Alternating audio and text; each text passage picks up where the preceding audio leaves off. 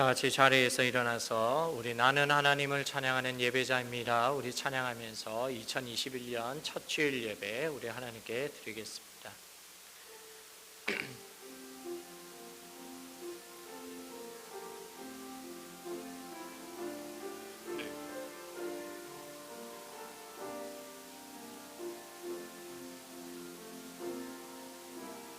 나는 하나님을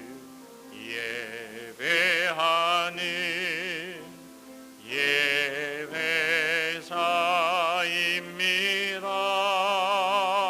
예배자입니다. 내가 서 있는 곳 어디서나 하나님을 예배합니다. 내 영혼 거룩한 은혜를 향하여 내 마음 완전한 하나님 향하여 이곳에서 바로 이 시간 하나님의 예배하. 우리 다시 한 번 더 찬양합니다. 나는 하나님을 예배하니 나는 하나님을 예배하는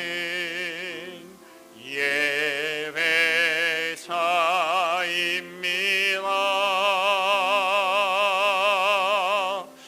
내가 서 있는 곳 어디서나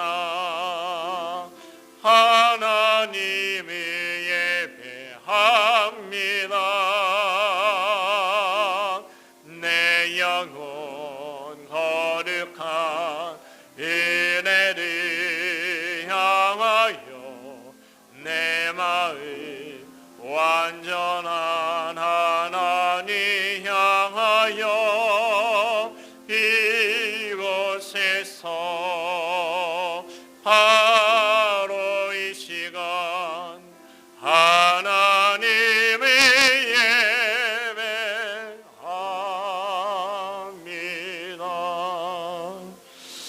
시간 우리 지난 한 주간의 삶을 돌아보면서 하나님 앞에 죄악된 모습이 있다면 예수 그리스도의 보혈의 공로 의지하며 다시 회개 기도하도록 하겠습니다. 주님, 아버지 감사해 주옵소서. 주님 도와주시옵소서.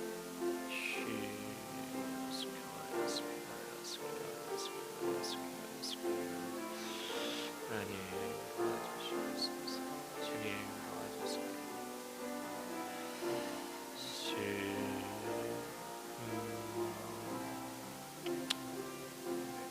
이 모든 죄악들을 용서해 주세요. 이 시간 하나님만을 바라보며 예배하며 나아가기로 합니다. 주님 도와주옵소서. 우리 모든 죄악 용서하소서. 교만하고 과문하고 장난하고 오만하고 시기하고 미워하고 질투하고 주님 앞에 거짓되며 하나님을 제대로 섬기지 못하는 하나님 중심에 행하는 모든 죄악들을 용서하옵소서. 주님 우리 모든 죄악 용서하셔서 이 시간에 주님께만 나아가고 주님께만 집중할 수 있고 지어다가 주옵소서. 은혜를 더하여 주옵소서. 하나님을 바라보며 주님 예수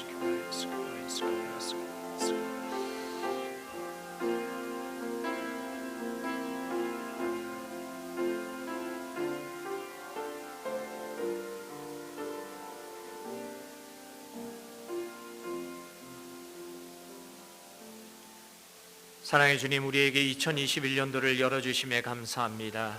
그 첫 주일을 하나님께 예배하며 나아갑니다. 하지만 우리가 예배를 방해하는 우리의 죄악된 모습들이 있다면 이 시간 예수 그리스도의 보혈의 공로 의지하며 나아가오니 모두 용서하여 주시옵시고 하나님께만 영광 드리는 귀한 시간 되도록 역사하여 주시옵시고 우리에게는 큰 은혜 받는 복된 시간 되도록 주여 축복하여 주옵소서. 모든 말씀 예수 그리스도 이름으로 간절히 기도하옵나이다. 아멘. 하나님은 영이시니 예배하는 자가 영과 진리로 예배할지니라. 아멘.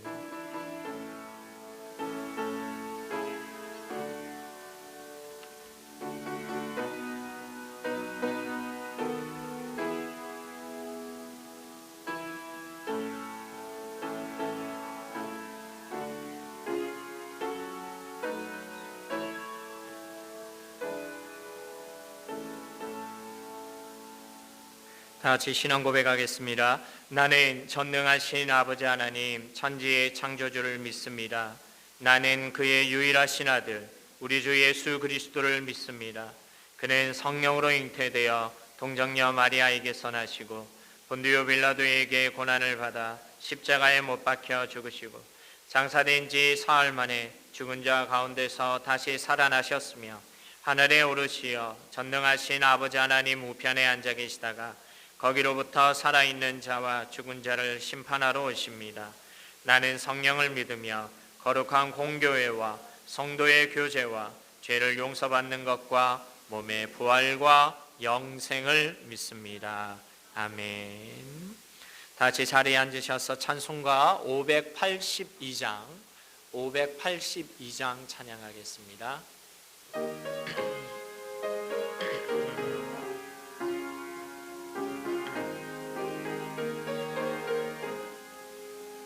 얻은 마음에 삼겨 역사의 어둠 짙었을 때에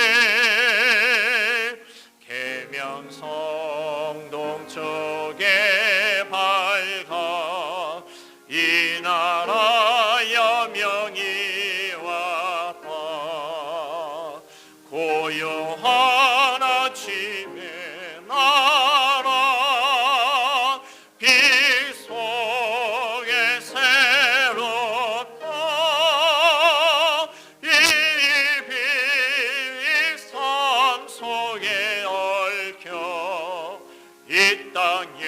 생명 탐로아간다. 옥토에 뿌리는 깊어 하늘로 줄기 가지 솟을 때 가지 잎 억만을 해요.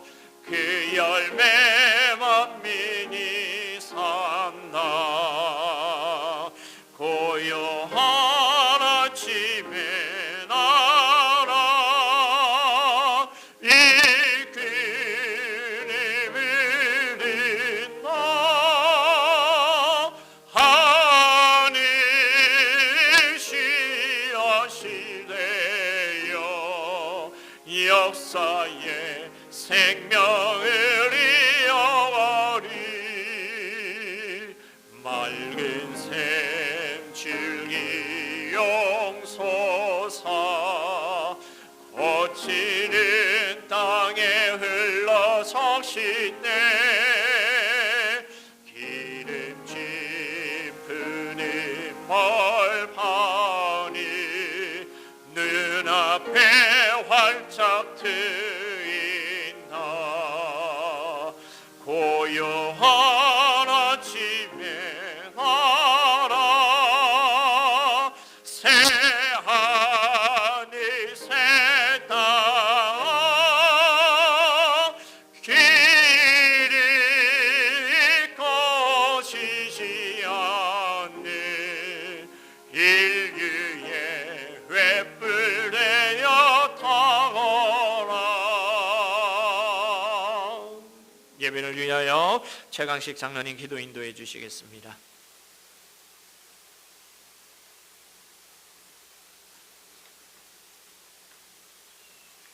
인자와 경륜이 풍성하신 하나님 아버지, 2021년 새해 첫 주일 주님 전에 나와 온 마음을 다해 예배 드리오니 받아주시고 영광 받으옵소서.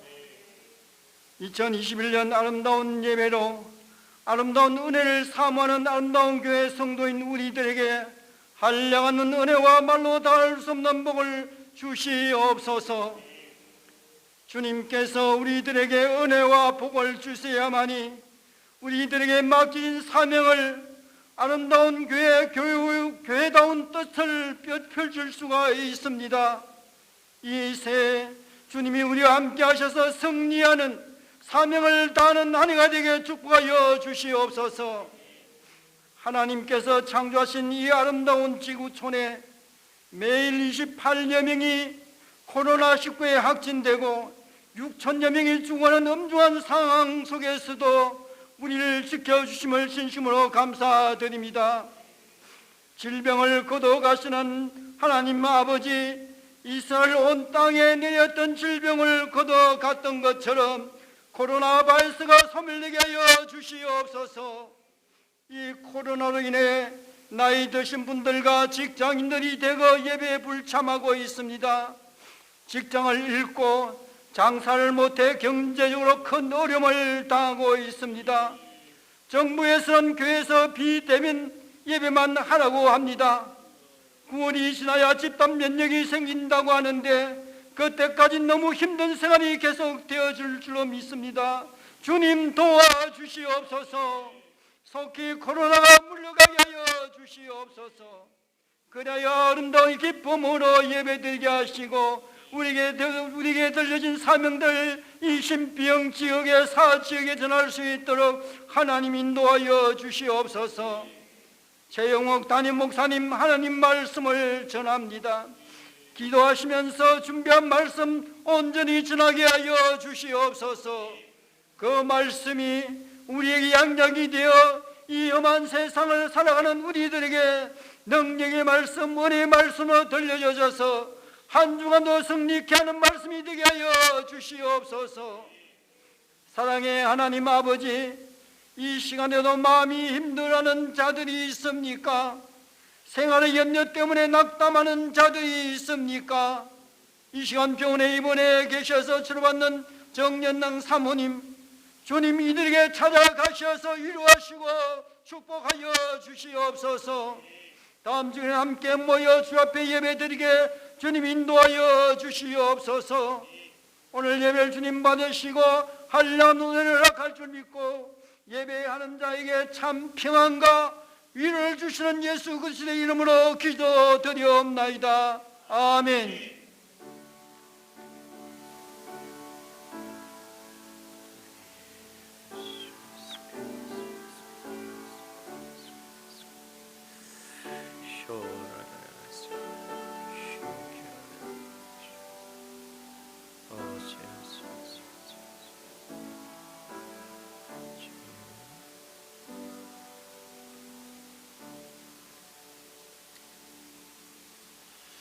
오늘 우리에게 주시는 하나님 말씀은 신약성경 사도행전 18장 5절에서 11절까지의 말씀 교독하도록 하겠습니다.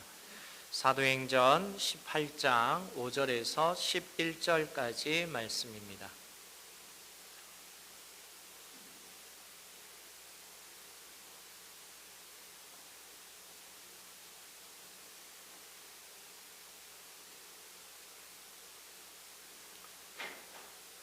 사도행전 18장 5절에서 11절까지 한 절씩 교독하겠습니다. 실라와 디모데가 마게도냐로부터 내려오매 바울이 하나님의 말씀에 붙잡혀 유대인들에게 예수는 그리스도라 밝히 증언하니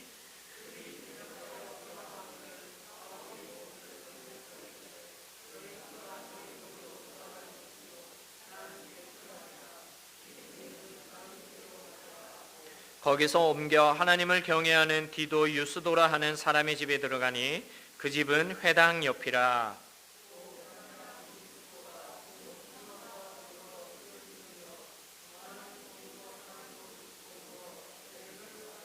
밤에 주께서 환상 가운데 바울에게 말씀하시되 두려워하지 말며 침묵하지 말고 말하라.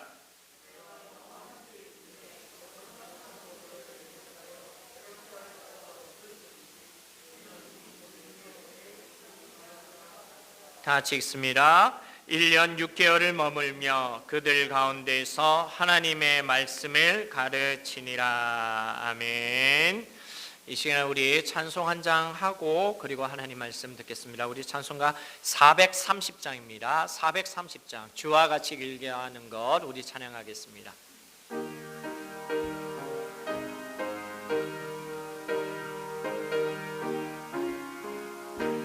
주와 같이 길 가는 것 즐거운 일 아닌가. 우리 주님 걸어가신 발자취를 밟겠네. 한 걸음 한 걸음 주 예수와 함께 날마다 날마다 우리 걸어가리. 어린아이 같은 우리 미련하고 약한 나 주의 손에 이끌리어 생명길로 가겠네. 한 걸음 한 걸음 주 예수와 함께 날마다 날마다 우리 걸어가리. 꽃이 피는 들판이나 험한 골짜기라도 주가 인도하는 대로 주와 같이 가겠네. 한 걸음 한 걸음 주 예수와 함께 날마다 날마다 우리 걸어가리. 옛 선지자 에녹같이 우리들도 정글게 들려 올라갈 때까지 주와 같이 걷겠네. 아멘. 한 걸음 한 걸음 주 예수와 함께 날마다 날마다 우리 한 걸음 한 걸음 한 걸음 한 걸음 주 예수와 함께 아멘. 날마다 날마다 우리 걸어가리. 아멘. 할렐루야. 우리 옆 사람과 같이 인사하겠습니다. 새해 복 많이 받으세요 하고 인사하겠습니다.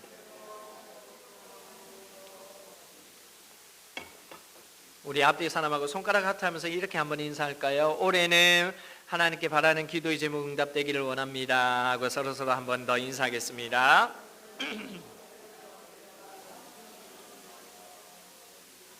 네.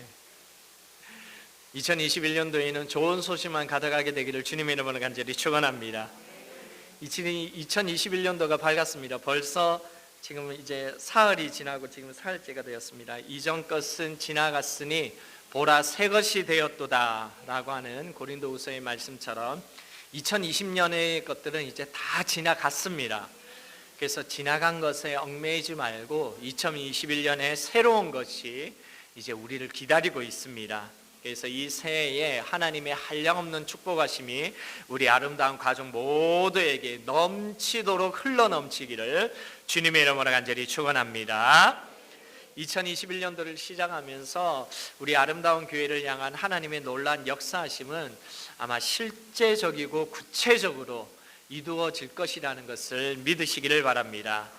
우리가 지난 2020년 마지막 주일에 우리 홍해를 건너는 이스라엘 백성들의 모습을 보면서 하나님의 약속의 말씀을 붙들고 그리고 그 약속의 말씀에 순종하며 나아가는 그 믿음의 모습에 대해서 우리가 살펴보면서 우리가 어떻게 하면 다시 한 번 더 2021년을 준비할까라고 하는 그런 메시지를 보았는데, 이제 2021년도 첫 주일을 시작하는 바로 이때에도 바로 주님께서 주시는 메시지가 바로 올해를 살아가는 우리 모두가 어떠한 믿음의 모습으로 살아가야 될 건지에 대해서 우리에게 알려주시고 말씀해 주신다는 것을 여러분들이 먼저 기억하시길 바랍니다. 그렇다면 우리가 2021년도를 우리가 준비하면서 맞이해야 할 그런 믿음의 모습, 우리가 무엇을 바라보면서 살아가야 하는지, 그것은 무엇인지 우리가 살펴보겠습니다. 우리가 본문의 말씀을 보면은 사도행전에 대해서 우리가 기록이 되어 있습니다. 본문의 말씀은 사도행전이 기록이 되어 있는데, 사도행전은 사도들의 신앙의 모습, 그리고 초대교회가 어떻게 해서 시작이 되고 복음이 전파되게 되었으며, 그리고 여기에 이제 사도 바울이 이제 회심하는 과정과 사도 바울이 3번에 걸쳐서 전도 여행을 가게 되는데, 그 전도 여행에 관한 기록들이 세세하게 기록이 되어 있는 것이 이 사도행전입니다. 그런데 특별히 사도 바울의 이 전도의 과정들, 3번에 걸친 이 전도의 과정들 하나하나를 살펴보면은 사도 바울이 가는 곳마다 그곳에 있는 사람들이 사도 바울을 환영하면서 맞이하고 그런 곳이 없었습니다. 항상 가는 곳마다 복음을 전하려고 할 때 핍박과 방해가 있었고요, 고난이 사도 바울 앞에 항상 있었다는 것이죠. 하지만 사도 바울이 그런 모든 과정들 속에서 하나님께서 사도 바울을 지키시고 보호하심으로 그곳에 교회가 세워지게 되고, 그리고 그곳에 믿는 사람들이 넘쳐나게 되고, 그래서 주의 복음이 점차 확장되어 가고 있는 모습이 우리가 살펴볼 수가 있는 것입니다. 그런데 그런 이제 전도 여행의 과정 속에서 오늘 본문의 말씀도 이 사도 바울이 전도 여행을 하게 되는데, 두 번째 전도 여행 중에서 마지막 장소가 아마 이 고린도 교회가 될 것 같습니다. 사도 바울이 두 번째 이제 전도 여행을 할 때 이제 마게도냐 지역으로 오라고 하는 예수의 영의 인도하심을 따라서 이제 소아시아로 가려던 것을 접고 이제 빌립보 교회를 시작으로 해서 빌립보, 데살로니가, 그리고 베레아 지역을 거쳐서 이제 아테네라고 하는 그리스도의 수도 아테네로 오게 되었습니다. 그리고 그리스도의 수도 아테네를 지나서 이제 고린도 지역, 아가야 지역으로 오게 되는데, 근데 사도 바울의 이 전도 여행 중에서 다른 지역들보다 특별히 고린도 지역에서 복음을 전할 때에는 더 힘들었습니다. 더 어려웠었다는 것이죠. 이것을 우리가 알아야 되는데, 이 사도 바울의 첫 번째로 닥쳤던 이 고린도라는 지역 자체가 굉장히 힘들고 어려운 지역이었습니다. 어떤 어려움이었을까요? 첫 번째는 먼저 바울의 마음이 힘들었습니다. 바울의 심적인 부담이 너무나도 컸다는 것입니다. 이 고린도 지역에 오기 전에는 사도 바울이 아테네에 있었습니다. 아테네, 우리 여기 청소년 학생들도 있고 청년들도 있는데 아테네 아마 다 아실 겁니다. 그리스의 수도이죠. 이 아테네에서는요, 그리스의 모든 철학이 집대성하고 서양 철학이 굉장히 많이 일어났던 곳이 이 아테네 지역입니다. 요즘에 어떠한 가수가 테스형이라고 하는 부분이 굉장히 유명한 그 소크라테스의 고향이죠. 그래서 여러분들이 잘 알지만 소크라테스, 플라톤, 모든 유명한 철학자들이 이 아테네에서 전부 다 얘기되는데, 그래서 아테네에서는 지나가는 사람마다 이 철학적인 대화의 내용들로 전부 다 넘쳐나고 있었습니다. 그 철학에 대한 모든 내용은 인간은 무엇으로 살아야 하느냐, 그래서 인간의 가치와 그 우리가 추구해야 될 목적이 무엇이냐에 대한 부분에 상당히 많은 부분에 토론하고 토의하고 하는 그런 문화가 형성되어 있던 곳이 이 아테네였습니다. 그래서 사도 바울이 아테네에서 들어가서 거기에서 복음을 전하려고 하는데, 보통 다른 곳보다는 사도 바울이 굉장히 지식적으로 더 뛰어난 사람이었기 때문에 이 아테네 사람에게는 지식적으로 더 다가가려고 많이 노력을 했습니다. 그래서 많은 철학자들을 만나고, 그래서 예수 그리스도의 복음을 증거할 때 어떤 철학 사상으로 얘기를 하면서, 그래서 복음을 증거하면서 그들에게 나아갔습니다. 그렇게 되니까 아테네에 있는 사람들이 많은 관심을 가지게 되었습니다. 믿지는 않았습니다.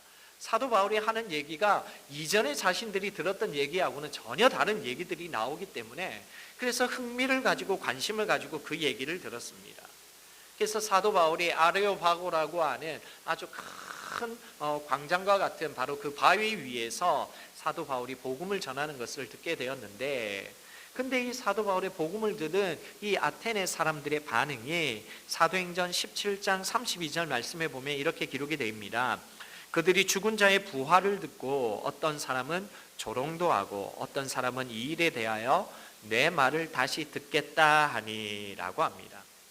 부활, 말 그대로 예수 그리스도의 부활에 대한 부분에서 사도 바울이 증거하고 말을 하자, 아테네 사람들의 생각으로는 인간의 부활은 전적으로 있을 수 없는 일이기 때문에 사람이 다시 부활한다는 얘기를 듣고 콧방귀를 뀌면서 말 그대로 비난하고 조롱하기도 하였다는 것입니다. 그리고 어떤 사람은 사도 바울이 잘못 말했나 싶어서 다시 그 얘기를 다시 한 번 더 들어보자, 어떤 얘기하는지 왜 그렇게 얘기하는지 들어보자라고 하면서 지적 호기심에서는 굉장히 많은 그런 이제 자극을 했지만, 결국에 주님의 사람으로 만드는 데에는 다른 지역에 비해서는 큰 열매를 거두지 못한 곳이 아테네였다라는 것이죠. 그래서 사도 바울이 전도한 곳 중에서 아테네에서 유일하게 교회가 세워지지를 못했습니다. 그렇게 마게도니아 지역에서 제일 큰 도시에서 기대했던 것보다 많은 열매를 맺지 못하고 바로 이제 고린도로 오게 되니까, 이전 사역지에서는 하나님의 복음의 말씀을 증거할 때 조금 소극적인 모습이 되니까 고린도 지역에서도 이건 만만치 않겠다 싶은 심적 부담감이 더 크게 다가오게 되었다라는 것입니다. 그래서 복음을 전할 때 이거 어떻게 해야 되나, 내 마음이 너무 어렵고 내 마음이 너무 힘들다라고 하는 그런 이제 불안함과 불편한 마음이 사도 바울의 마음속에 있었다라는 것이죠.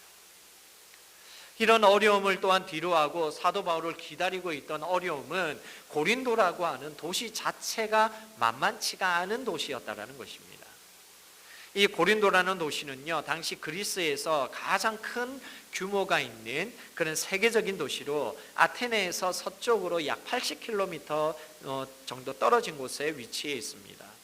이 고린도의 한창 때의 인구가 일반 시민은 약 30만 명, 그리고 노예는 46만 명, 합해서 총 한 76만 명 정도에 육박할 정도로 그 당시 2000년 전에 이 고린도는 아주 최대 규모의 도시가 바로 이 고린도라고 하는 그 지역에 있다라는 것입니다.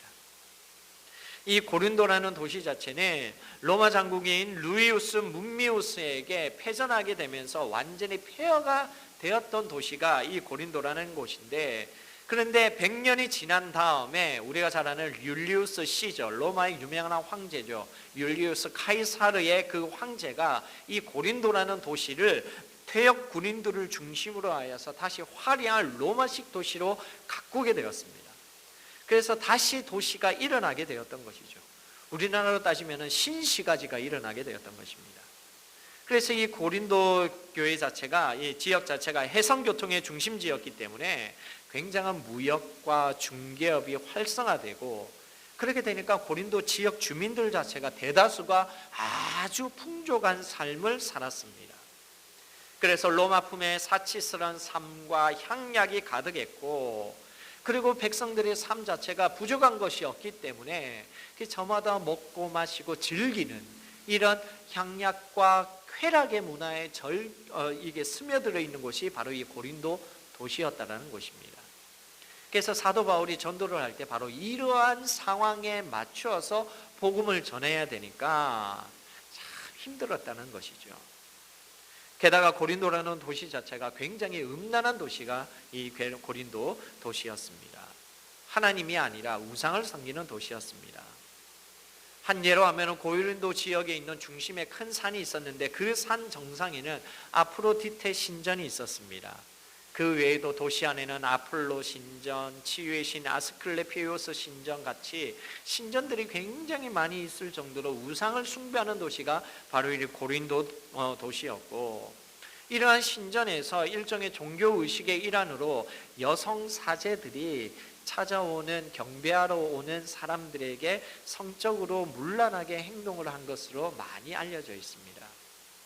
그래서 그 당시에 헬라어로 그들의 이제 속담을 가리켜서 코린시아제스사이라고 하는 말이 있는데, 이 말은 말 그대로 고린도 사람처럼 산다라고 하는 뜻으로 그 당시에 도덕적이고 성적으로 문란하게 사는 사람을 지칭하며 의미할 정도로 당시 고린도 사람들이 매우 방탕하고 음란한 생활을 했던 사람들로 모든 사람들이 공통적으로 인식하고 있었다는 것입니다.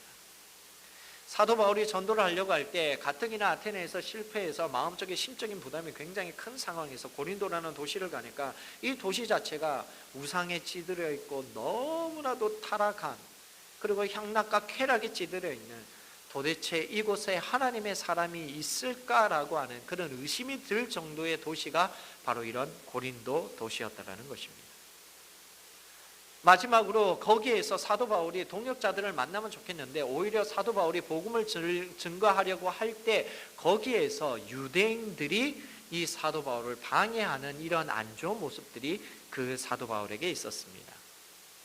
사도 바울이 고린도에서 복음을 전하자 유대인들이 그에게 대적하면서 비방하면서 말씀합니다. 본문 5절과 6절 말씀입니다. 다 같이 한번 읽어보겠습니다. 시작. 실라와 디모데가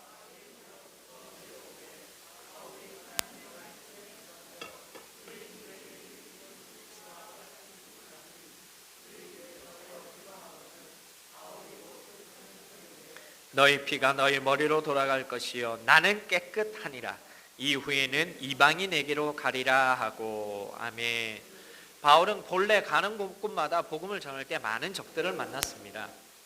한 번도 쉽게 복음을 전할 수가 없었습니다. 그런데 그 복음을 전할 때마다 먼저 방해한 사람이 사도 바울과 같은 유대인들이 방해하고 박해했다는 것이죠. 쉽게 말해서 한국 사람이 외국에 나가서 장사하려고 하는데 그 장사를 못하게 막는 사람이 그곳에 있는 그 지역 사람이 아니라 한국 사람이 막았다는 것입니다. 굉장히 사도 바울이 마음적으로 굉장히 많이 어려웠었습니다. 그래서 유대인들이 사도 바울이 복음을 전하려고 할 때마다 사도 바울을 죽이려고 했고요, 가는 곳마다 방해하고 박해하고 핍박하고 돌을 던져서 사도 바울이 전도하지 못하도록 그렇게 막기도 했었습니다. 그래서 고린도에서도 사도 바울이 먼저 유대인에게 복음을 증거하니 유대인들의 반응이 대적하고 비방하니까 사도 바울이 결국에는 어떻게 반응하냐면 옷을 털면서 너희 피가 너희 머리로 돌아갈 것이라고 그렇게 말씀합니다. 이 뜻은, 옷을 턴다는 것은 완전한 포기와 저주를 말하는 것입니다. 유대인들에게 복음을 전했지만 유대인들이 오히려 사도 바울을 방해하고 받아들이지를 않고, 그렇게 되니까 사도 바울이 이제는 완전히 이제 유대인들에게 치를 떨면서 이제는 너희들을 완전히 포기하겠다, 이제는 내가 이방인에게 가서 그들에게 복음을 전하겠다라고 그렇게 하게 되었던 것입니다. 이처럼 사도 바울은 유대인들의 극단적인 방해에 맞서서, 이 핍박에 맞서서 고린도 지역에서 복음을 전해야 하는 이런 어려움에 직면하게 되었습니다. 이것이 지금 인간 사도 바울이 만났던 고린도라는 도시 자체의 현실이었습니다. 이 현실은 쉬운 현실이 하나도 없었습니다. 모든 것이 너무나도 어려웠었습니다. 이전 사역지 아테네에서의 사역에서의, 조금 죄송한 표현인지 모르겠지만 실패로 인하여서 어려움으로 인한 자신감의 하락, 심적인 부담감이 있었고요, 이 고린도라는 도시 자체가 쉬운 도시가 아니라 매우 방탕하면서 음란하고 세속적인 쾌락에 젖을 대로 젖은 사람들, 하나님을 향한 경건함과는 전혀 거리가 먼 사람들, 이 사람들에게 복음을 전한다는 것은 결코 쉬운 일이 아니었습니다. 어쩌다가 복음을 전하려고 하면은 오히려 유대인들이 도와주어야 하는데 자신과 같은 유대인들이 오히려 방해하고 핍박하고 복음의 전도를 어렵게 하는데, 과연 이런 도시에 누가 복음의 귀를 기울일 것인지 굉장히 암담한 현실이 사도 바울이 처한 이 고린도라는 도시 자체의 현실이었다는 것입니다. 눈앞에 보이는 이 현실만 보면요, 너무나도 어렵습니다. 힘들었습니다. 그래서 고린도에는 여기 하나님의 백성이 있겠어? 아테네에서도 안 되니까는 잠시 다른 곳에 가서 다른 곳에서 전하고 다시 오는 게 낫지 않겠어라고 하는 생각이 들 수밖에 없는 상황이었다는 것입니다. 그런데 이렇게 눈앞의 현실은 복음을 절대 전할 수도 없고 받아들일 수도 없는 상황인과 현실임에도 불구하지만 이 안에는 또 다른 하나의 현실이 있었다는 것입니다. 그 현실은 바로 믿음의 사람 바울에게 하나님께서 보여주신 현실이셨고 그것은 바로 하나님의 비전이었다는 사실이었습니다. 본문 9절과 10절 말씀을 보겠습니다. 밤에 주께서 환상 가운데 바울에게 말씀하시되 두려워하지 말며 침묵하지 말고 말하라. 내가 너와 함께 있음에 어떤 사람도 너를 대적하여 해롭게 할 자가 없을 것이니 이는 이 성중에 내 백성이 많음이라 하시더라. 바로 이것이었습니다. 사도 바울은 고린도에서 전도하는 것이 쉽지 않음을 알고 있었습니다. 이전 도시에 있던 아테네에서 매우 힘들었기 때문에 마음이 편하지 않았고 눈앞의 현실 앞에 용기를 내어 복음을 전한다는 것이 쉽지도 않았습니다. 유대인들의 격한 그런 아주 위험한 방해와 핍박도 있었습니다. 그래서 복음을 전하는 것을 포기하고 싶은 마음이 있었지만 하나님께서는 그렇지 않다라고 말씀하신 것입니다. 그렇게 어렵고 힘든 여건이라 할지라도 하나님께서는 사도 바울에게 이 성중에 내 백성이 많음이라 라고 하면서 사도 바울이 직접 눈으로 보는 현실과는 전혀 다른 하나님의 비전을 사도 바울에게 보여주고 계신다라는 것입니다. 사도 바울에는 이렇게 두 가지의 현실이 있었습니다. 하나는 너무나도 악하고 타락한 고린도의 그 현실입니다. 여기는 하나님의 백성이 없을 것이라는 생각이 있습니다. 하지만 또 다른 하나의 현실은 비록 타락한 도시지만 여기에는 하나님의 백성이 많다라고 하는 것입니다. 하나는 사람이 보는 눈이지만 다른 하나는 하나님께서 보여주시는 현실이고 하나님께서 보여주시는 비전이었다라는 것입니다. 우리들도 지금 현재를 살아가지만 항상 이 두 가지의 현실에서 우리도 지금을 살아가고 있습니다. 당장 내 눈앞에 있는 현실만을 보면 너무나도 힘들고 어렵습니다. 미래가 보이지 않는다고 합니다. 코로나 바이러스로 인해서 생업에 큰 위기가 다가왔습니다. 정말 어렵죠. 한 주, 두 주 버티면 될 것이라 생각했는데 한 달, 두 달이 넘어가고 1년이 다 돼갑니다. 너무나도 어렵습니다. 전 세계적으로 지금 취업난과 너무나도 어려운 상황이 계속해서 지속이 되고 있습니다. 경제학자들은 올해도 이것이 풀리지가 않을 것이라고 다들 비관적인 미래들만 얘기합니다. 예배 가운데서도 그렇습니다. 들어보지도 못한 비대면 예배라고 해서 교회에 오는 것을 사람들이 제재하고 있습니다. 요즘에는 교회에만 가면 코로나에 걸리는 듯한 인상을 주어서 사람들의 발길을 교회를 나오지 못하게 끊어버리게 하는 현실입니다. 우리 청년들이 실제적으로 당하는 그런 아주 안 좋은 말들이 교회 출석하고 월요일에 직장에 출근하면 직장의 상사들이 너 어제 교회 갔었니? 라고 물어보면서 확인한다고 하고, 그래서 갔었다고 하면 왜 갔었느냐라는 식으로 굉장히 많은 눈총을 주기도 하는 것입니다. 이처럼 믿음의 사람으로 살아가기가 점점 더 어렵고 힘들게 하는 여건이 현실의 모습이라는 것입니다. 당장 우리의 눈앞에만 보면은 이때 어떻게 해야 될까? 굉장히 많은 고민들과 굉장히 많은 좌절과 낙담이 우리 가운데 있을 수도 있습니다.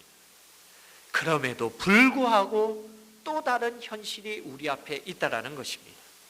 그것은 바로 하나님이 주시는 비전입니다. 예수 그리스도를 믿음으로 생기는 희망과 소망의 현실이 주님께서 우리에게 주셨다라는 것입니다. 하나님께서 주신 것이고 이것은 하나님께서 우리에게 약속하신 말씀이라는 것입니다. 그 비전과 그 현실이 무엇입니까? 이것을 우리가 믿음으로 나아가면 반드시 얻을 수 있고 누릴 수 있는 것임을 우리가 믿으며 나아가야 합니다. 그것은 바로 모든 어려움이 사라지고 교회에서 다시 예배와 찬양, 기도 소리가 울려 퍼지는 것입니다. 아이들이 뛰어다니게 될 것이고 교회 공동체의 교제가 다시 활발하게 일어나게 될 것입니다. 바깥에 나아가서 예수 그리스도의 그 말씀을 증거하면서 전도하면서 영혼 구원하는 사명을 감당하게 된다는 것입니다. 오지 못하던 장기 결석자들이 출석하게 되고 교회 전체에 하나님의 은혜가 넘쳐나므로 감사가 넘쳐나게 될 것입니다. 성경 공부와 기도 모임이 활발하게 일어나면서 무너졌던 개인의 신앙이 다시 무장되게 되는 일들이 일어나게 될 것입니다. 교회에서 예배드린다는 사실이 너무나도 감사해서 주님의 성전을 사모하며 주님의 성전으로 나오게 될 것입니다.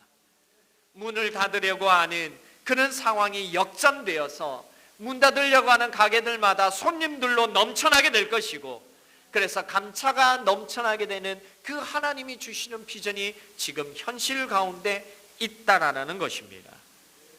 그렇기 때문에 지금의 우리에게 당장 눈앞에 보이는 그 현실은 너무나도 힘들고 어려운 상황이지만 우리가 우리의 신앙을 지키면서 나아간다는 것은 아주 큰 의미가 있습니다. 믿음을 잃지 않고 하나님이 주신 비전을 사모하면서 다시 회복될 것을 기도하며 그때를 기다리며 나아갈 때에 하나님께서 사도 바울에게 또 다른 현실을 보여주시면서 그것을 이루어 주셨듯이 우리에게도 하나님의 그 비전은 이루어질 것이고 실제적이고 구체적으로 나타날 것이기 때문입니다.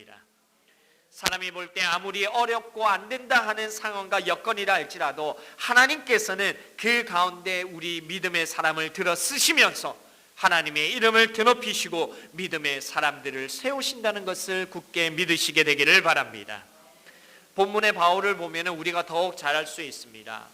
만약에 사도 바울이 눈앞에 있는 현실만을 보고 고린도에는 그리스도인이 없을 거야, 아무리 애를 써도 힘들 거야 라고 생각했다면 사도 바울이 고린도를 금방 떠났을 것입니다. 눈앞의 현실에 따라서 살았다면 그렇게 했을 것입니다. 하지만 사도 바울은 금방 떠나지를 않았습니다. 오히려 본문 11절 말씀과 같이 무려 1년 6개월을 머물면서 고린도 사람들을 전도하고 그곳에서 하나님의 말씀을 가르쳤다라고 기록이 되어 있습니다. 사도 바울이 이렇게 오래 머문 경우는 매우 이례적인 현상입니다.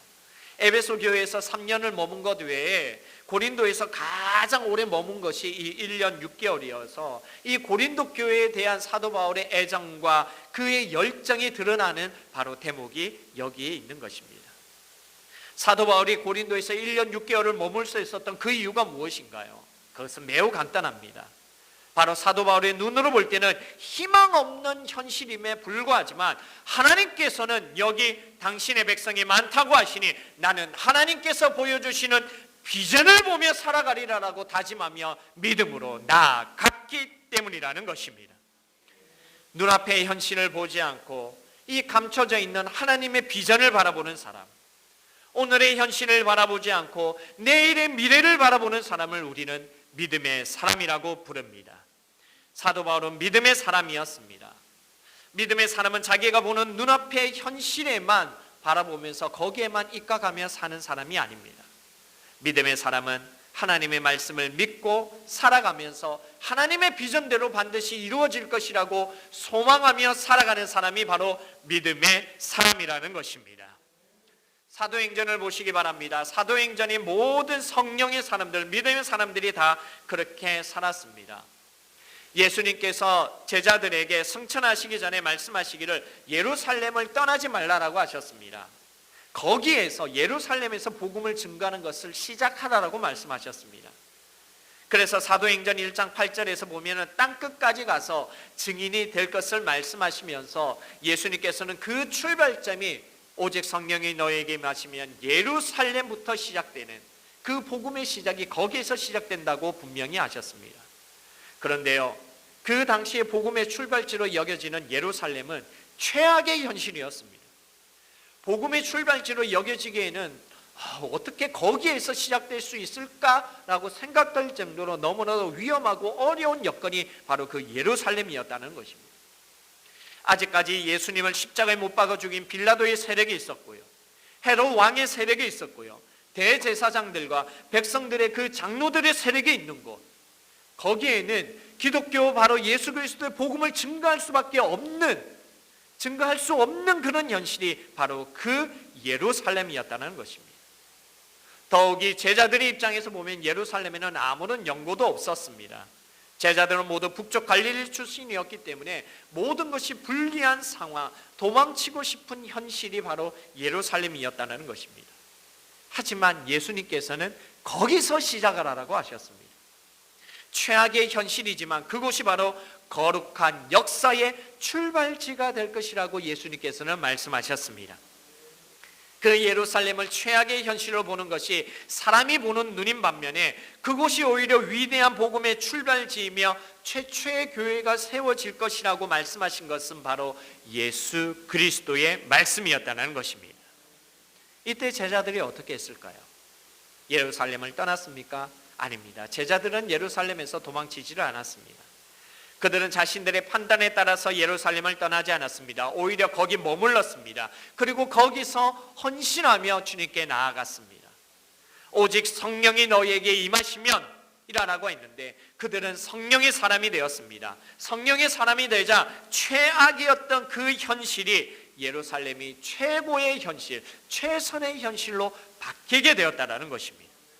눈앞에 있는 그 예루살렘을 보았을 때는 복음을 전할 수가 없었지만 오히려 그 안에 감추어진 하나님이 보여주시는 비전을 보게 되니까 주님께서 왜 여기서 시작하라고 하셨는지를 의미를 깨닫고 거기에서 복음을 증거하며 말씀을 선포할 수 있었다는 것입니다. 사랑하는 성도 여러분, 이것이 바로 성령의 사람, 믿음의 사람의 모습입니다. 이들은 눈에 보이는 것에 집착해서 그것에 판단의 근거를 두고 생각하는 사람이 아니라 하나님께서 보여주시고 하나님께서 말씀하시는 거룩한 비전을 발견하고 하나님의 역사를 기대하면서 이 숨겨진 현실을 바라보며 살아가는 사람이라는 것입니다. 아무리 내 눈앞에 절망적인 상황과 여건이 있다 하더라도 그것으로 인하여서 내 믿음이 꺾이고 불신으로 하나님을 버리지 않고 똑같은 현실을 보지만 그 안에서 주님이 주시는 비전과 소망과 희망을 발견하고 하나님의 뜻을 물어보면서 끝까지 믿음으로 승리하며 하나님께서 해결해 주신 놀라운 일들을 기대하면서 살아가는 사람이 바로 믿음의 사람, 성령의 사람이라는 것입니다. 그렇기 때문에 사랑하는 성도 여러분, 2021년도에 우리 아름다운 모든 성도님들이 바로 이러한 믿음의 사람, 성령의 사람이 되어서 눈앞에 보이는 현실이 아니라 그 안에 담겨진 하나님이 보여주시는 비전을 바라보며 나아가는 훌륭한 믿음의 사람들이 되시게 되기를 주님의 이름으로 간절히 축원합니다. 눈앞에 있는 그 현실로 인해서 스스로의 믿음의 한계를 지우지 마시기 바랍니다. 아무리 하나님이라도 이것만큼은 안 돼, 이건 할 수 없어 하는 부정적인 한계를 세우지 마십시오. 오히려 모든 사람들이 안 된다고 할 때 아무리 우리의 이성과 지성이 맞다라고 한다 할지라도 주님이라면 할 수 있어, 하나님이라면 도와주실 수 있어, 하나님이라면 해결해 주실 수 있다는 긍정의 믿음을 가지시게 되기를 주님의 이름으로 간절히 축원합니다. 2021년도에는 우리가 회복해야 될 믿음이 바로 이러한 믿음이라는 것입니다. 우리가 살아가면서 지금 현재 너무나도 어려운 여건만을 바라보는 것이 아니라 오히려 우리 아름다운 교회를 향한 하나님의 비전을 발견하면서 2021년도에는 해결해 주시고 열어주실 그 놀란 은혜를 발견하며 주님의 비전을 믿으면서 나아가는 성령의 사람들이 바로 우리의 성도님들이 되어야 한다는 것입니다.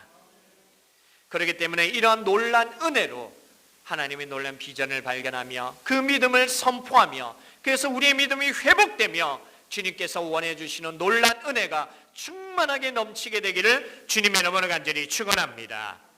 그렇다면 우리가 사도 바울과 같이 눈앞에 있는 현실이 아니라 하나님께서 보여주시는 그 비전을 선택하고 순종하며 살아야 하는데, 그러면 어떻게 하면 그런 삶을 살아갈 수 있겠습니까? 다시 본문 5절을 돌아가 보겠습니다. 본문 5절에 이렇게 말씀합니다. 실라와 디모데가 마게도냐로부터 내려오매 바울이 하나님의 말씀에 붙잡혀 유대인들에게 예수는 그리스도라 밝히 증언하니. 사도 바울이 하나님의 음성에 민감하게 반응하고 눈앞에 보이는 현실을 넘어서 하나님께서 보여주시는 그 비전을 향해 나아갈 수 있었던 주된 이유는 바로 사도 바울이 하나님의 말씀에 붙잡혀 살았기 때문이라는 것입니다. 하나님의 말씀에 붙잡혀서 이 붙잡힌다는 부분을 헬라어로 얘기하면 슈네케토라고 얘기합니다. 이 슈네케토라는 단어는 3인칭 단수 수동태 미완료 직설법입니다. 그래서 그가 사로잡히고 있었다라는 뜻이 여기에서 됩니다. NIV 영어 성경 버전으로는 devoted라고 번역이 되었는데 이 뜻은 헌신적인, 전념한다라는 뜻으로 결국 하나님의 말씀에 붙잡혀라는 의미는 하나님의 말씀에 사로잡히고 있었다, 하나님의 말씀에 헌신적이다, 하나님의 말씀에 전념하고 있다라는 뜻으로 우리가 볼 수 있습니다. 중요한 것은 이 단어는 완료형이 아닙니다. 미완료 형태로 예전에 하나님의 말씀에 사로잡혔다라는 것으로 끝나는 것이 아니라 하나님의 말씀에 사로잡혔고 지금도 사로잡히고 있고 앞으로도 사로잡힐 것이라고 하는 그런 의미가 여기에 담겨 있다라는 것입니다. 그래서 하나님의 말씀에 붙잡힌다는 이 사도 바울이 예전에 붙잡힌 그것으로 지금의 복음을 증거하는 것이 아니라 예전에도 붙잡혔고 지금도 붙잡히고 있고 앞으로도 붙잡힐 그 하나님의 말씀에 힘입어서 예수는 그리스도라고 밝히 증언할 수 있었다라는 것입니다. 그래서 킴 제임스 영어 성경 버전에서는 이 말씀을 오히려 pressed in the spirit, 성령에 매였다라고 그렇게 말씀하고 번역하고 있습니다.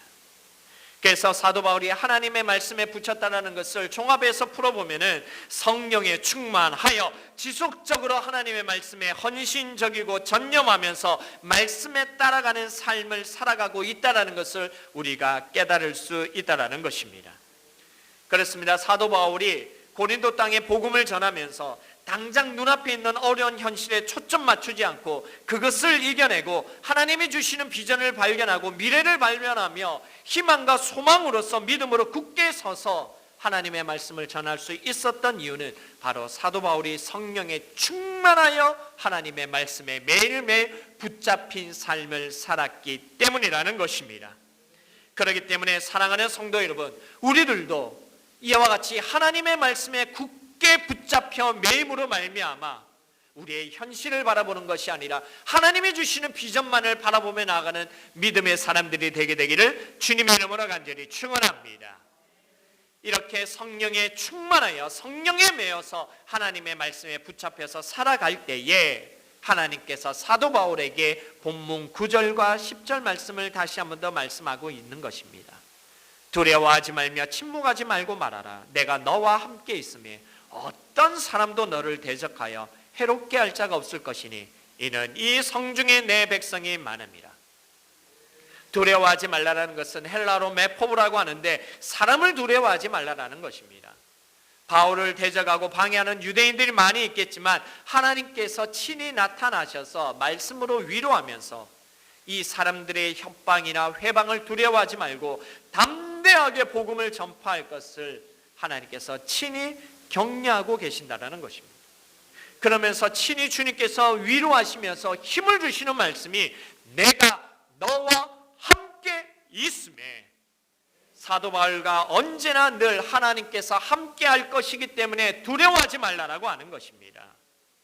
하나님께서 함께 계시기 때문에 어떤 사람도 사도 바울을 대적하여 해롭게 할 자가 없다고 하면서 사도 바울을 세워주면서 그의 사명을 다시 불러 일으켜주고 있다는 것입니다. 사랑하는 성도 여러분, 그렇습니다. 사도 바울이 날마다 말씀에 붙잡히고 성령에 붙잡혀서 살아가는 삶, 그 믿음의 삶을 선택하게 되니까 하나님께서는 친히 나타나셔서 사도 바울에게 함께 하겠다, 두려워하지 말라라고 위로해 주시고 격려해 주고 계신다는 사실입니다. 사랑하는 성도 여러분, 그렇다면 우리들도 이와 같은 모습들이 일어나게 되기를 주님의 이름으로 간절히 축원합니다. 지금 두 가지의 현실이 우리 앞에 있습니다. 당장 눈앞에 있는 현실만을 보면 너무나도 힘이 들어서 죽을 것 같습니다.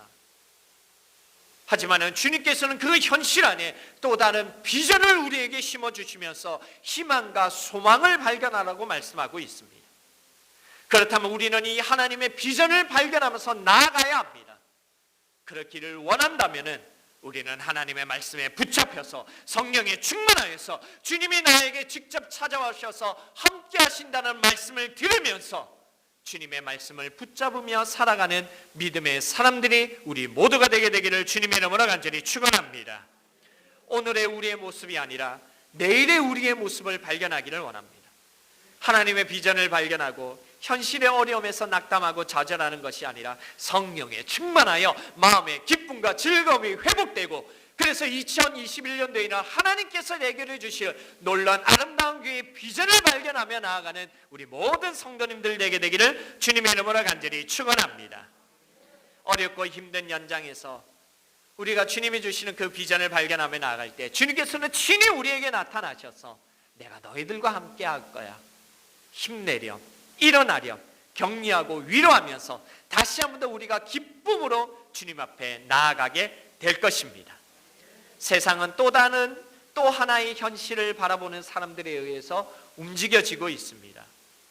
여러분, 농부는요, 얼어붙은 겨울 땅을 보면서 땅이 얼었네라고 그치질 않습니다. 오히려 그 얼어붙은 겨울 땅을 보면서 내년에 파종을 준비합니다. 이는 그가 겨울에 삭풍을 맞으면서도 봄을 보는 눈을 가졌기 때문입니다. 그리스도인, 성령의 사람, 믿음의 사람, 말씀에 붙잡혀 사는 사람은 현실 너머의 현실을 바라보며 사는 사람입니다. 우리 모두 이러한 믿음의 사람이 되어서 우리의 이 현실 가운데 감추어진 하나님의 비전을 발견하는 그런 믿음의 눈이 열리게 되기를 주님의 이름으로 간절히 축원합니다. 그러기 위하여서 우리가 말씀에 붙잡혀 올 한 해는 성령에 충만하여 기도의 자리에 더욱더 기도하고, 예배의 자리에 더욱더 예배하고, 찬양의 자리에 더욱더 찬양해서 하나님 중심으로 하나가 되는 우리 아름다운 교회 성도님들을 되시게 되기를 주님의 이름으로 간절히 축원합니다. 여러분들의 삶의 현장에서 나는 왜 이럴까? 나는 왜 이래 어려울까? 거기에만 낙담하면서 살지 마십시오. 주님께서는 분명히 여러분들의 삶을 여시면서 하나님의 뜻대로 이루실 놀라운 뜻과 계획이 있으십니다. 그렇다면 그 뜻과 계획을 발견함으로 주님을 향한 믿음을 굳게 지키면서 더욱더 하나님만을 붙들어 나아가는 믿음의 사람들 우리 모두가 되게 되기를 주님의 이름으로 간절히 축원합니다. 우리 말씀을 생각하면서 우리 전능하신 주 나의 하나님은 찬양하며 우리 다 같이 기도하며 나아가도록 하겠습니다.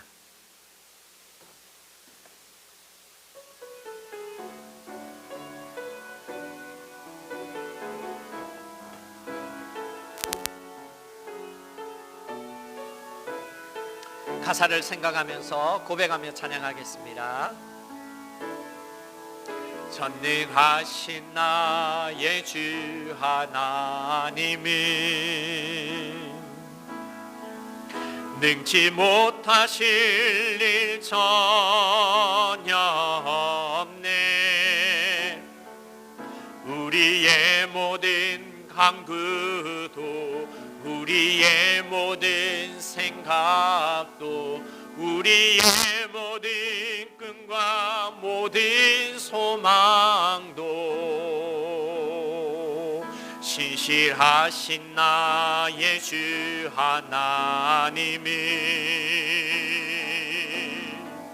우리의 모든 괴로움 바꿀 수 있네. 불가능한 일 행하시고 죽은 자를 일으키시니 그를 이길 자 아무도 없네.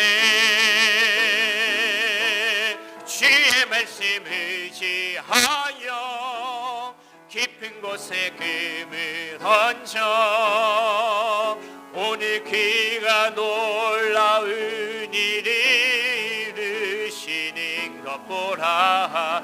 주의 말씀 의지하여 믿음으로 금을 던져 믿는 자에게 능치 못한 우리 다시 한 번 더 찬양하겠습니다. 전능하신 주 나의 하나님, 전능하신 나의 주 하나님이 능치 못하실 전혀 없네.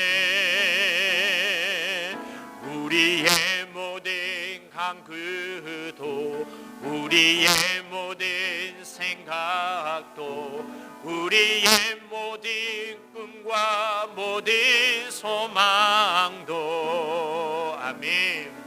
신실하신 나의 주 하나님이 우리의 모든 괴로움 바꿀 수 있네. 불가능하니 행하시고 죽은 자를 일으키시니 그를 이길 자 아무도 없네. 아멘. 주의 말씀을 지하여 깊은 곳에 금을 던져 오늘 그가 놀라운 일을 이루시는 것 보라. 주의 말씀을 지하여 믿음으로 금을 던져 믿는 자에게 능치 못한 주의 말씀을 지하여 주의 말씀을 지하여 깊은 곳에 금을 던져 오늘 그가 놀라운 일을 이루시는 것 보라. 주의 말씀을 지하여 믿음으로 금을 던져 믿는 자에게 능치 못함 없네. 이 시간 우리 다 같이 말씀 붙잡고 다 같이 기도했으면 좋겠습니다. 기도할 때 하나님, 제 눈앞에 있는 우리 교회 앞에 있는 현실이 너무나도 암담하고 너무나도 힘들지만 이 가운데 주님이 주신 비전을 발견하며 나아가는 믿음의 사람이 되기를 원합니다. 그러기 위하여 2021년 한 해 동안 성령의 충만하기를 원합니다. 믿음으로 나아가기를 원합니다. 우리의 믿음을 도와주시옵소서. 일어나서 주님이 주신 비전을 발견하며 이루어주신 하나님만을 발견하며 나아가는 우리가 되게 달라고 주의 손을 치고 통성으로 기도합니다. 주여, 주여, 주여, 간절히 간구합니다. 오늘 그가 놀라운 일을 이루시는 것 보라. 주의 말씀을 지하여 깊은 곳에 금을 얹혀 믿는 자에게 능치 못함 없네. 주님, 하나님만 바라봅니다. 하나님, 주님만을 바라봅니다. 주님이 주시는 기적을 우리가 체험하기를 원합니다. 주님이 주시는 기적을 우리가 만나기를 원합니다. 주의 믿음의 눈을 들어 바라보며 나아가게 하소서. 성령의 충만함으로 나아가게 하여 주시옵소서. 현실의 어려움을 바라보는 것이 아니라 믿음의 눈을 들어서 주님이 보여주시는 비전을 발견하며 아버지 하나님께 더욱더 나아가게 하시고 회복되게 하시고 성령 충만하여 하나님의 말씀으로 든든히 선악을 수 있도록 주여 축복하시고 역사하여 주시옵소서. 주님 간절히 바랍니다. 하나님 도와주옵소서. 주님 인도하여 주시옵소서. 사랑과 은혜가 충만하신 하나님 감사합니다. 주님께서 주시는 이 말씀 붙들며 나아가기를 원합니다. 사도 바울의 눈앞에 두 가지의 현실이 있었지만 주님이 주시는 비전을 발견하며 나아갔듯이 아버지는 우리의 눈앞에는 너무나도 암담하고 어렵지만은 그 안에 담겨진 하나님의 비전, 주님의 희망, 하나님의 소망을 발견해 나아가는 믿음의 사람들이 되기를 원합니다. 말씀에 붙잡혀 살아가게 하여 주시옵소서. 성령에 충만하여 살아가게 하여 주시옵소서. 그래서 주님이 주시는 놀라운 비전을 발견하며 2021년도에 하나님께서 열어주실 놀라운 것들을 구체적으로 받고 누리며 나아가도록 주여 축복하시고 함께하여 주시옵소서. 이제 귀한 예물 주님께 드립니다. 예물 드리는 자들의 손길들을 주님께서 붙드셔서 모든 마음과 정성을 주님께 드릴 때 주님께서 기뻐 받으시는 복된 예물 되도록 주여 축복하시고 함께하여 주시옵소서. 우리와 함께 하실 하나님을 찬양하며 이 모든 말씀 예수 그리스도 이름으로 간절히 기도하옵나이다. 아멘. 우리 다 같이 선한 능력으로 찬양하며 준비한 예물 하나님께 드리겠습니다.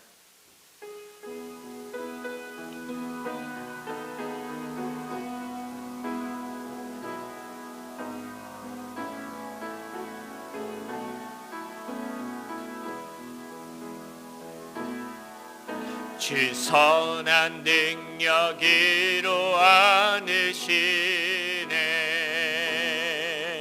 그 크신 팔로 날 붙드시네 절망 속에도 흔들리지 않고 사랑하는 주 얼굴 구하리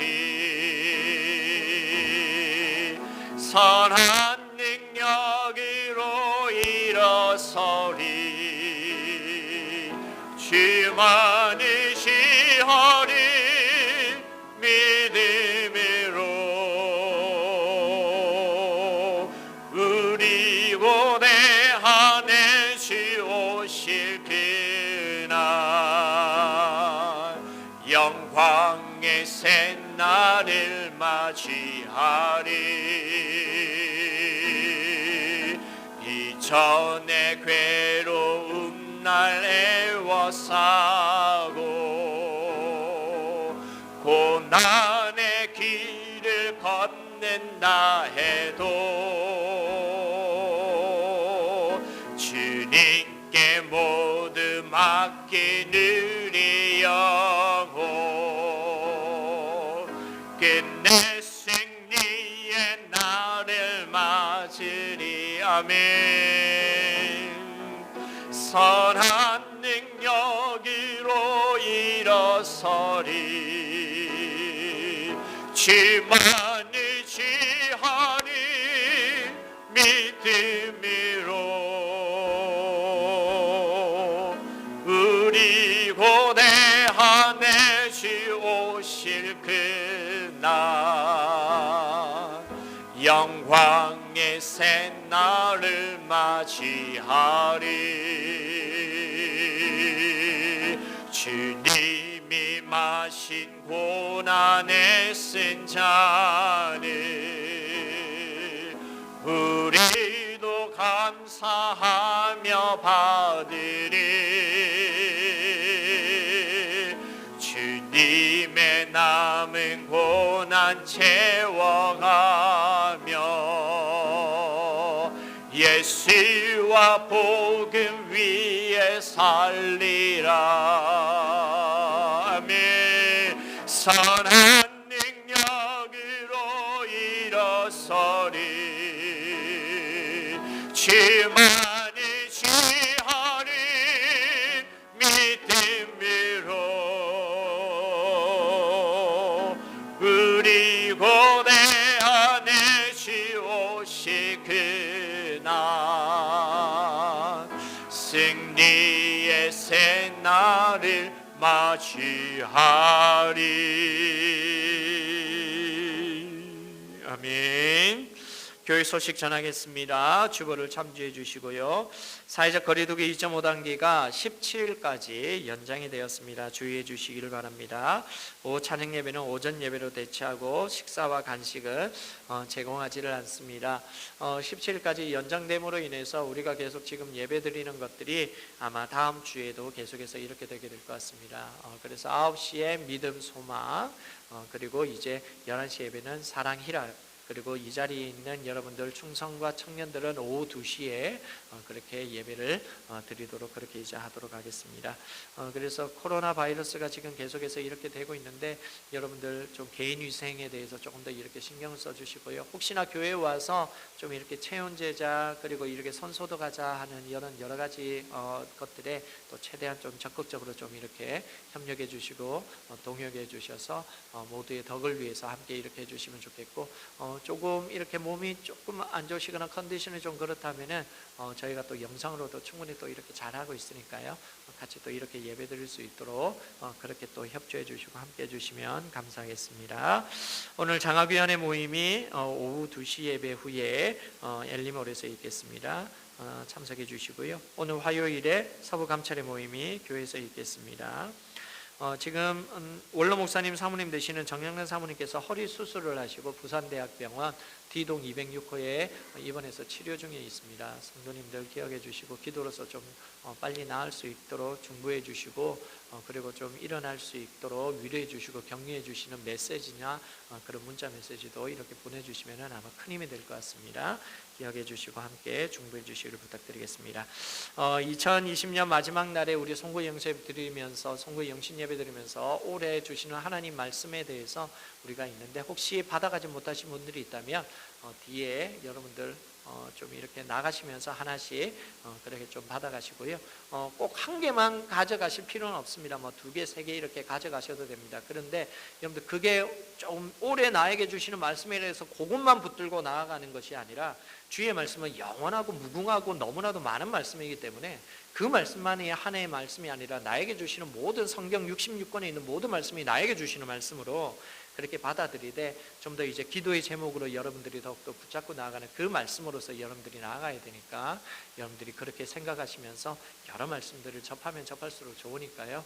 그렇게 여러분들이 또 함께 해주시고 가져가실 분들 가져가시면 좋겠습니다.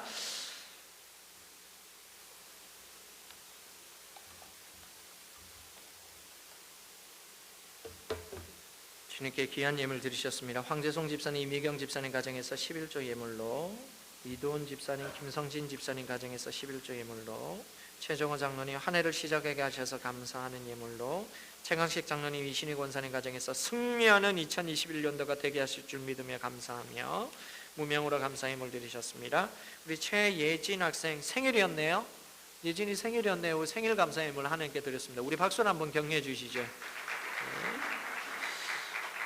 무명으로 건강한 모습으로 주님 전에 나오게 하셔서 감사하다고 하셨습니다. 최정호 장로님, 하준영 집사님 하나님을 예배하는 교회 같은 가정 되길 소원하며, 그리고 최관 어린이 감사예물로, 박경훈 집사님, 서윤주 집사님 가정 성탄 감사예물, 그리고 박철한 성도님, 한혜연 집사님 가정 신년 감사예물로 하나님께 드렸습니다. 이효진 사모님 성교헌금, 제가 또 성교헌금 하나님께 예물 드리셨습니다. 우리 다 같이 자리에서 일어나서 너 어디 가든지 순종하라 1절 찬양함으로, 그리고 제가 헌금 기도와 축도함으로 모든 예배 순서 마치도록 하겠습니다.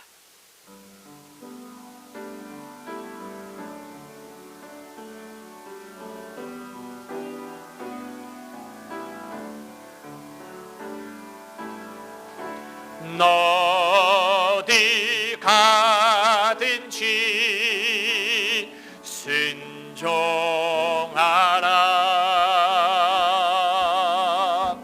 너 어디 있든지 충성하라.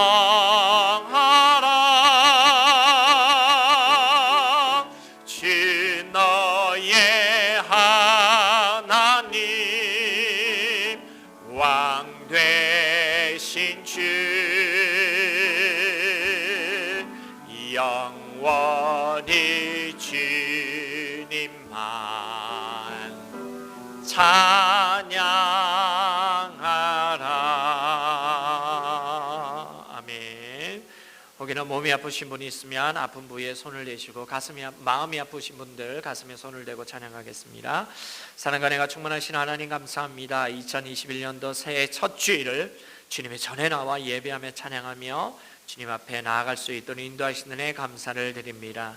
하나님의 한량없는 은혜와 사랑이 우리 가운데 넘쳐나게 되기를 소원하오니, 한 해 동안에 주님께 나아가는 모든 주님의 성도들에게 놀란 믿음의 눈을 열어주셔서 하나님만을 바라보며 하나님께서 열어주실 놀라울 것들을 기대하며 나아가는 우리들이 되도록 주여 축복하시고 함께하여 주시옵소서.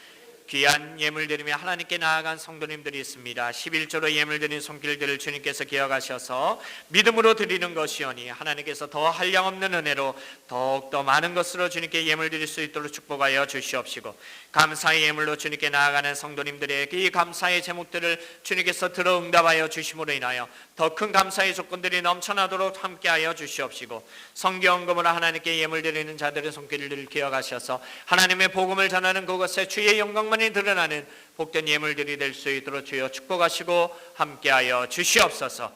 모든 예물 드린 자들의 이 속에 하나님을 향한 사랑의 마음과 정성과 믿음으로 주님께 드리는 것이오니 하나님께서 기뻐 받아 주시옵시고 귀한 곳에 쓰여지는 거룩한 예물 되도록 하나님 축복하시고 함께하여 주시옵소서. 아버지 하나님, 우리 성도님들 가운데 몸이 아픈 성도님들이 있습니까? 몸에 강건함을 내어 주셔서 치유하여 주셔서 깨끗하게 낫게 하여 주시옵시고, 혹이나 마음이 어려운 자들이 있습니까? 하나님의 한량없는 은혜와 사랑을 더하심으로 인하여 그들의 모든 마음들이 주님이 주시는 위로와 은혜로 모든 것이 깨끗하게 나을 수 있도록 주님 또한 함께 하시고 은혜 내려 주시옵소서. 아버지 하나님, 이제 한 주간의 삶을 시작합니다. 이 성전을 나가는 그 순간부터 하나님의 지키심과 보호하심이 구체적으로 나타남으로 인하여 한 주간의 삶의 믿음으로 승리하게 하여 주시옵시고, 좋은 만남들이 있게 하여 주시옵시고, 한량없는 사랑들이 넘쳐나는 복된 한 주간의 삶이 될 수 있도록 역사하시고 인도하여 주시옵소서.